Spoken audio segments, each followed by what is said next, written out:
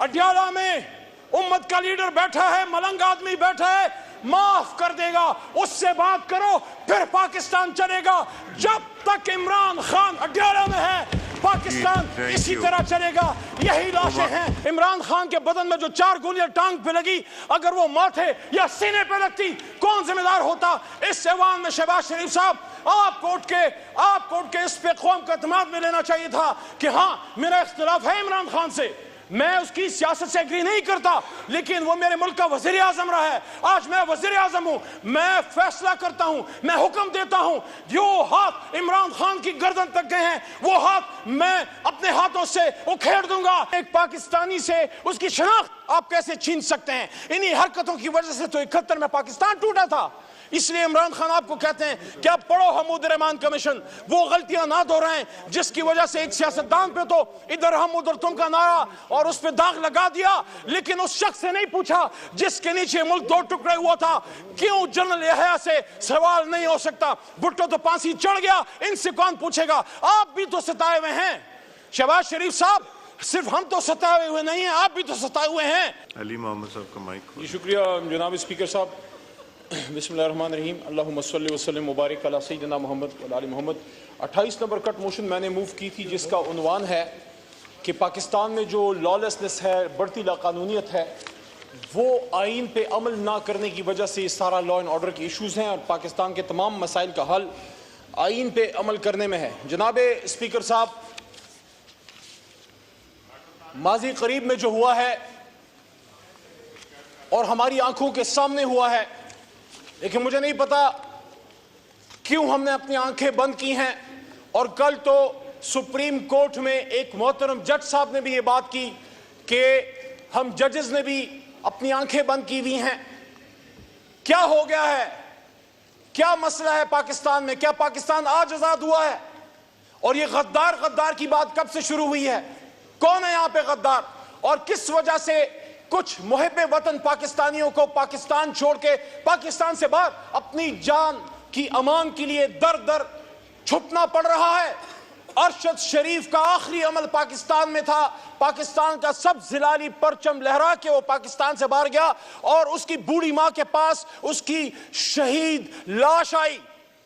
इमरान रियाज एक सहाफी है, सहाफी बरादरी को क्या हो गया है? क्यों आप नहीं बात करते? इमरान रियाज को जो उसके साथ हुआ है, मेरा भाई नहीं है लेकिन मेरे रिश्ते का भाई, मुसलमान है, जर्नलिस्ट है, हमारे खिलाफ भी बातें की हैं। मुझे आज भी याद है अरशद शरीफ शहीद के साथ उसी के पावर प्ले में बैठ के इमरान खान तहरीक इंसाफ के खिलाफ सख्त तरीन प्रोग्राम उसने किया, मैंने उसका जवाब दिया।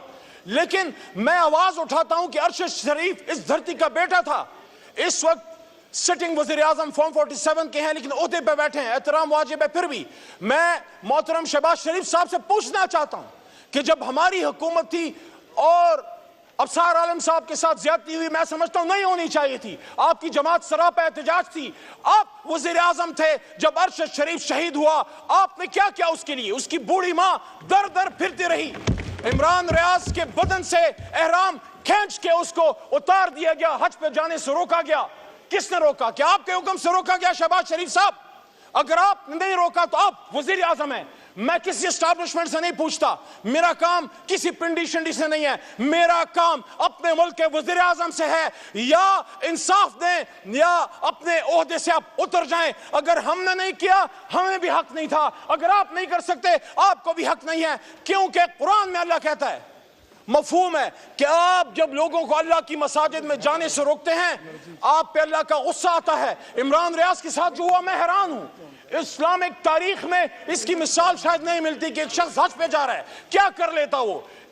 साबिर शाकिर को देखें, आज मैंने सुना कि कुछ पाकिस्तानियों के आप शनाख्ती कार्ड बंद कर रहे हैं, खत्म कर रहे हैं। उनमें से बहुत से लोग जो पाकिस्तान से बाहर बैठे हैं मेरे खिलाफ बाकायदा वीलॉग्स करते हैं, मैं नहीं जानता उनको जाती तौर पे, लेकिन एक पाकिस्तानी से उसकी शनाख्त आप कैसे छीन सकते हैं? इन्हीं हरकतों की वजह से तो 71 में पाकिस्तान टूटा था। इसलिए इमरान खान आपको कहते हैं कि आप पढ़ो हमूद रहमान कमीशन, वो गलतियां ना दोहराएं जिसकी वजह से एक सियासतदान पे तो इधर हम उधर तुम का नारा और उस पे दाग लगा दिया, लेकिन उस शख्स से नहीं पूछा जिसके नीचे मुल्क 2 टुकड़े हुआ था।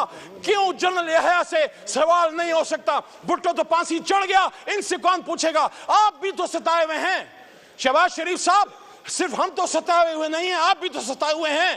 جہاں جرنلزم کی آج شہباز صاحب یہ حالت ہے، وہاں آپ کی اور ہمارے پولیٹیکل ورکرز کی کیا حالت ہے. اسی ایوان کا ایک سابق وزیر اعظم، پچھلی سپیچ بھی میں نے کہا، جس عہدے پہ شہباز صاحب آپ بیٹھ، آخری 2 منٹ، جس عہدے پہ شہباز شریف صاحب آپ تشریف فرما ہے، اسی پہ میرا لیڈر عمران خان بھی تھا. اگر خدا نخواستہ آپ کے ساتھ یہ ہوا ہوتا، عمران خان کو دن دہاڑے سابق وزیر اعظم کو گولیاں ماری گئیں، لالسنس کی بات ہوتی ہے. ہم آج لیاقت علی خان شہید کو روتے ہیں، بے نظیر صاحبہ کو روتے ہیں. آپ مجھے بتائیں، عمران خان کے بدن میں جو 4 گولیاں ٹانگ پہ لگی، اگر وہ ماتھے یا سینے پہ لگتی، کون ذمہ دار ہوتا؟ اس ایوان میں شہباز شریف صاحب آپ کو اٹھ کے اس پہ قوم کا اعتماد میں لینا چاہیے تھا کہ ہاں میرا اختلاف ہے عمران خان سے، میں اس کی سیاست سے ایگری نہیں کرتا، لیکن وہ میرے ملک کا وزیر اعظم رہا ہے. آج میں وزیر اعظم ہوں، میں فیصلہ کرتا ہوں، میں حکم دیتا ہوں. جو ہاتھ عمران خان کی گردن تک گئے ہیں، وہ ہاتھ میں اپنے ہاتھوں سے اکھیڑ دوں گا. پاکستان کے وزیر اعظم پہ بڑھنے والا ہاتھ روکنا ہوگا. 25 کروڑ عوام کو. ڈاکٹر یاسمین راشد، آج جہاں ہماری بہن مریم نواز وزیر اعلیٰ ہے، حالانکہ شہباز صاحب آپ کو بھی پتا ہے، ہمیں بھی پتا ہے، آپ میاں صاحب، مریم بی بی، ہمارے خیال میں، ہماری معلومات، ہمارے فارم 45 کے مطابق آپ ڈس ایگری کریں، آپ لوگ ہار چکے ہیں، لیکن پھر بھی آپ بیٹھے ہیں. میں یہ سوال رکھتا ہوں، آپ کی وزارت عظمیٰ میں doctor Yasmin Rashid cancer survivor کے ساتھ کیا ہو رہا ہے؟ عالیہ حمزہ کے ساتھ کیا ہو رہا ہے؟ اور ایک طرف ہمارا بڑا بھائی بیٹھے ہیں، رانا صاحب تشریف فرمائیں. رانا صاحب نے اچھی بات کی، آپ نے کہا مذاکرات سے مسائل کا حل نکالیں، لیکن رانا صاحب آپ چیک کیجئے، شہباز صاحب آپ چیک کیجئے، جب سیاستدان بیٹھ کے مسائل کا حل نکالنے کی بات کرتے ہیں، کہیں سے کچھ لوگ کسی اور کے بھیس میں آ کے ہمارے رؤوف حسن کو یہاں پہ چھری مارتے ہیں. میں نے خود دیکھا ہے، اتنا اور اوپر ہوتا اس کی شہرت کٹ گئی ہوتی. یہ کیوں ایسا ہو رہا ہے؟ شہباز شریف صاحب، کل اگر ابصار عالم کو اٹھا کے اغوا کرنا غلط تھا، تو آج عمران ریاض کو اٹھا کے اغوا کرنا بھی غلط ہے. اور اسی کرسی پہ شہباز شریف صاحب آپ کے پرانے ساتھی ہیں، میں پھر احترام کا دامن کبھی نہیں چھوڑوں گا، بات کروں گا دلیل سے.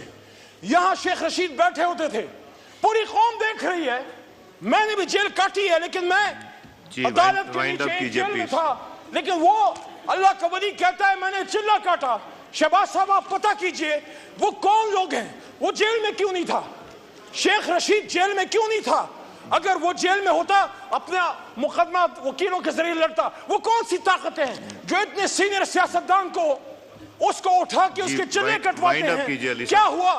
آخری بات جی، علی امین خان گنڈا پور نے بات کی، علی امین خان گنڈا پور نے بات کی کہ میرے سامنے کوئی پلان نہیں آیا، پاکستان کی سلامتی پہ ہماری جان، ہماری آل اولاد قربان ہے.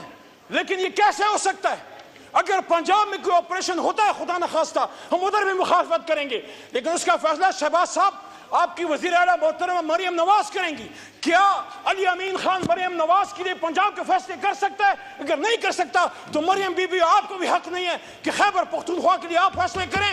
خیبر پختونخوا کی عوام کی مرضی کے بغیر محترم وزیر اعظم صاحب کوئی آپریشن قبول نہیں ہے.